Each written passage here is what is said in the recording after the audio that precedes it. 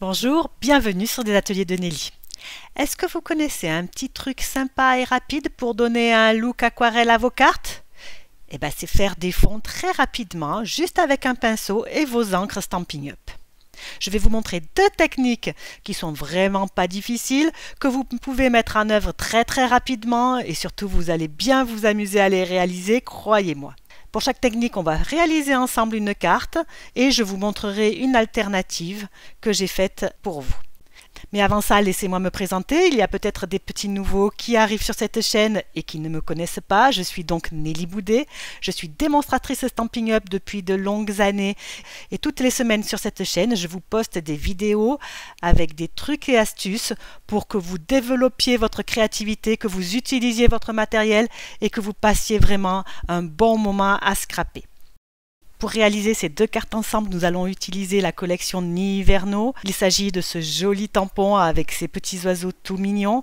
Dès que je les ai vus, j'ai eu envie de les aquareller. C'est un style qui leur va parfaitement bien, je trouve. Et ils peuvent bien sûr être vendus en lot avec le set de poinçons assorti et une petite réduction de 10%. La collection de papier qui vient avec ce lot est tout aussi magnifique. Elle s'appelle Nivernau également. Et regardez-moi ces petits oiseaux comme ils sont beaux. Il y en a certains que l'on peut découper avec les poinçons, d'autres non. Mais franchement, c'est vraiment très joli. La combinaison de couleurs est toute douce et c'est dans cette combinaison de couleurs que je vais piocher les couleurs que je vais utiliser aujourd'hui. Parce que souvenez-vous, au dos de nos papiers, nous avons la liste de toutes les couleurs qui sont utilisées pour le réaliser. Donc j'ai choisi quelques couleurs parmi les couleurs qui étaient sur le papier. Il s'agit de rouge, tarte au potiron, chamotte cuivrée et Copacabana, ce bleu très mignon. J'ai également utilisé le plioir à gaufrage qui est dans la collection, qui s'appelle Bois de bouleau, ainsi que les ficelles qui s'appellent ficelles de lin ton naturel et qui sont vraiment trop jolies. Comme la technique d'aujourd'hui se rapporte à l'aquarelle, j'ai également eu besoin de papier aquarelle, de pinceau à réservoir d'eau. Je préfère utiliser un pinceau à réservoir d'eau qu'un pinceau normal parce que je suis très maladroite et je mets de l'eau partout. Mais ça ne me concerne que moi. Si vous préférez utiliser un pinceau, libre à vous. J'ai également eu besoin d'une encre spécifique, l'encre Stazone, qui est une encre à base d'alcool, parce que si vous tamponnez vos motifs avec une encre qui est à base d'eau, l'encre va fuser au contact de l'eau et c'est vraiment pas le rendu que vous souhaitez. Donc utilisez bien une encre à base d'alcool et c'est parti. Je vais vous montrer les techniques de fond aquarellé un petit peu plus tard. On va commencer par aquareller nos motifs. Donc pour ça, je vous l'ai déjà montré de nombreuses fois dans mes vidéos. Vous tamponnez vos motifs à l'encre Stazone sur une feuille de papier aquarelle. Ensuite, vous prenez votre pinceau à réservoir d'eau, vous mettez un petit peu d'encre sur un bloc acrylique ou un objet non poreux de votre choix. Vous pouvez aussi utiliser les recharges d'encre, les mettre dans un petit godet et utiliser ça pour aquareller vos motifs. Vous voyez à l'écran, je me fais une petite palette sur mon bloc acrylique avec juste mes encres. Puis je prends le pinceau à réservoir d'eau qui a la pointe la plus fine. Et j'y vais, je commence à aquareller mes motifs. J'applique juste l'encre sur mes petits dessins. Ces dessins-là sont suffisamment petits pour qu'on n'ait pas à faire des notions d'ombre, de lumière, etc. Et je dirais même que c'est même mieux si on laisse de temps en temps un petit peu de blanc. Allez, je vous accélère ça, je vous le mets en musique, vous allez voir, c'est trop fun.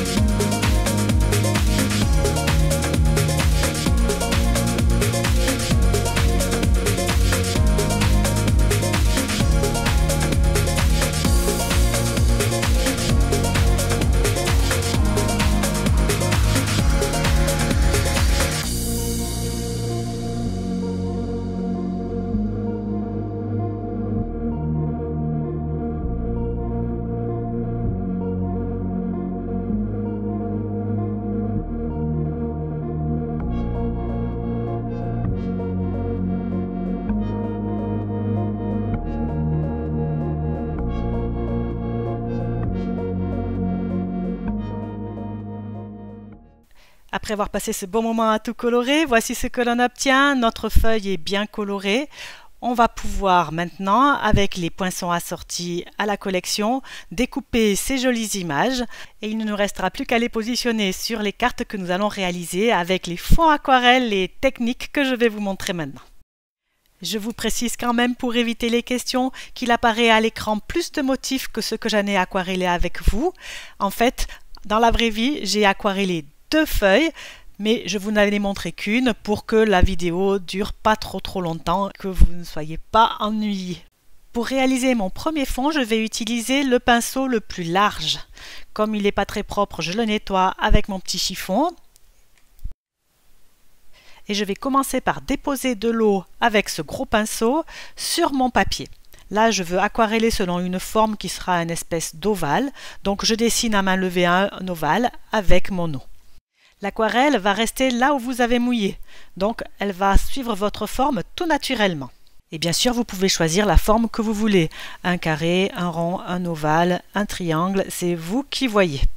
Vous pouvez aussi aquareller de la même façon tout un morceau de papier, c'est vous qui allez construire votre carte, donc à vous de choisir. Je veux que mon fond aquarellé ne soit pas trop foncé pour que mon oiseau ressorte bien, donc je vais mettre peu d'encre. C'est vous qui choisissez aussi la quantité d'encre que vous allez mettre. Plus vous allez en mettre, plus ça va être foncé. Et bien sûr, lorsque vous avez terminé, il faut laisser sécher. Si vous n'êtes pas patient comme moi, vous utilisez un pistolet à air chaud. Et vous obtenez un morceau de papier que j'ai retaillé selon un rectangle au plus proche de mon ovale. Je vais rajouter une petite ficelle. Mon image aquarellée. Pour donner un petit air un petit peu plus sympa, je vais déchirer les bordures. Ça, vous n'êtes pas obligé de le faire si ça ne vous tente pas. Moi, j'aime bien l'effet que ça donne. J'ai également rajouté quelques petites taches d'encre aquarelle parce que j'aime bien ça. J'ai tamponné un vœu, je pense à toi. Je n'ai pas tamponné le à chaque instant qui est juste en dessous en mettant un morceau de scotch dessus et en enlevant le morceau de scotch avant de tamponner. J'ai également passé un rectangle de papier noir pour avoir cet effet bois qui est magnifique. Je monte la carte et voici ce que j'obtiens. Alors, comment vous la trouvez cette première carte ? Est-ce que vous ne trouvez pas que ce petit ovale bleu derrière les oiseaux les met parfaitement en valeur? Par contre, j'ai pensé à ceux qui ne sont pas à l'aise pour décider des formes à main levée. Du coup, sur la deuxième carte, le deuxième modèle que je vous propose, j'ai fait un fond à l'aquarelle et je l'ai perforé avec une perforatrice ronde. Voici comment obtenir à peu près le même effet beaucoup plus facilement. Allez, on passe au deuxième modèle de carte. Pour celui-ci, on va utiliser la matrice de découpe qui est incluse dans le lot, avec ces jolis feuillages qui dessinent un cadre. Je vais d'abord la découper 2 fois dans du papier aquarelle. Je vais également me munir de ma palette improvisée, de mon bloc acrylique avec l'encre dessus, et cette fois-ci du pinceau aquarelle où il y a la plus grosse brosse. Et je vais appliquer l'encre sur mon papier aquarelle comme ça me vient, de façon complètement aléatoire. Allez, c'est parti!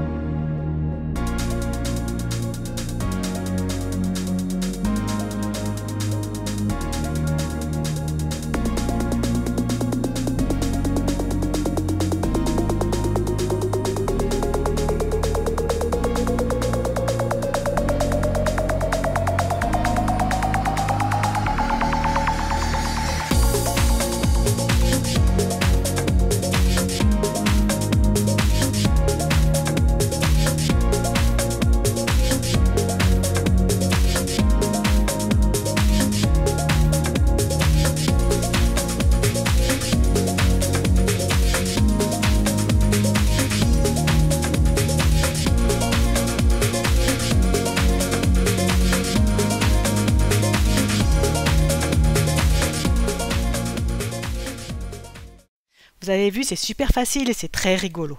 Par contre, ne faites pas ça si les couleurs que vous avez choisies sont trop éloignées sur le cercle chromatique. Moi, j'ai pris des couleurs qui sont proches, donc je peux les mélanger. Vous, si vous avez des couleurs éloignées, si vous les mélangez, vous allez obtenir un marron plus ou moins foncé qui ne sera pas très esthétique. Et voilà ce que l'on obtient. Il faut bien sûr le faire sécher, puis après on va le découper pour superposer les deux rectangles. Je vous montre ça à l'écran. N'oubliez pas de pivoter un de vos rectangles pour que votre découpe ne soit pas rigoureusement l'une sur l'autre et qu'on ait ce joli effet de profondeur. Je vais ensuite coller un morceau de papier imprimé en dessous de mes rectangles. Et sur ce papier imprimé, je vais tamponner un vœu. Je pense à toi à chaque instant. Je rajoute bien sûr un petit oiseau qui est dans tout ce feuillage et ma carte est terminée. Sur le même principe, je vous ai préparé une autre carte. Dans le rectangle avec le feuillage, j'ai découpé des bordures entières. Je les ai mises derrière un papier imprimé et ensuite j'ai découpé des petits oiseaux que j'ai mis en premier plan. Vous avez vu, c'est le même principe, la même colorisation, c'est une carte complètement différente. Alors, des 4 cartes que nous avons réalisées ensemble aujourd'hui, laquelle est votre préférée? Dites-moi-le en commentaire. Nous avons la première qui est la bleue, la deuxième je pense à toi, la troisième qui est le feuillage automnal et la quatrième qui est notre petite carte avec la bordure en diagonale. Ça me fait toujours plaisir de vous lire et moi je vous dirai laquelle je préfère en réponse. Il est temps pour moi de vous laisser. Si vous avez aimé cette vidéo, n'hésitez pas à liker, à vous abonner, à partager ou à commenter. Bien sûr, c'est ce qui fait vivre notre communauté et c'est tellement important. Je vous laisse avec les photos de nos 4 cartes et je vous retrouve la semaine prochaine pour un nouveau tuto scrap ou carterie. Au revoir!